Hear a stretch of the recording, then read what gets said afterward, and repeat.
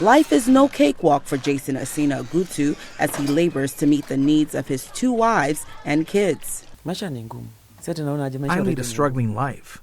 I go for manual work out there, splitting firewood, clearing sewer lines. I carry luggage for a few coins just to provide for my family. The Kenyan father of 7 juggles his time and resources between his family in the countryside and the other in Nairobi. He regrets not having the money to send his older son to university. Having 2 families or 2 homesteads, people say the individual is capable. But the truth is, he is not managing. It is something that happened without one knowing.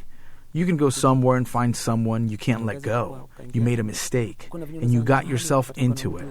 While the number of men taking multiple wives has declined worldwide, polygamous unions remain common in many African societies. It maintains its popularity in rural areas for the most part, but as Africa becomes a more urbanized society, there's a greater shift toward monogamy in those cities. And that may be largely for economic reasons, that it's more expensive to maintain a large household in a city than it is in a village.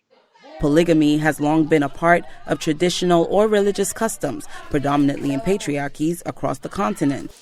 In the past, more wives meant more hands for labor, and the number of children that the household had was seen as a strength, says Kenyan family lawyer Judith Wangori. There was distribution not only of time, of attention, but also even resources that was managed by the customs, by the norms.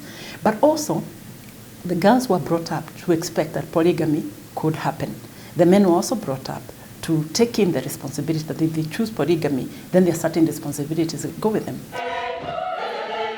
But with the global rise of monogamy as the dominant marriage institution, the cultural landscape has shifted, raising challenges for those who choose plural marriages today. People have been brought up with a sense of monogamy in them. They want to own, they want to possess the husband. And then they come into a situation where they probably have to share him with the first family. It's difficult. Critics say the practice leaves women vulnerable to abuse, neglect, poverty, and household conflict, and can deprive women and children of their marital and inheritance rights.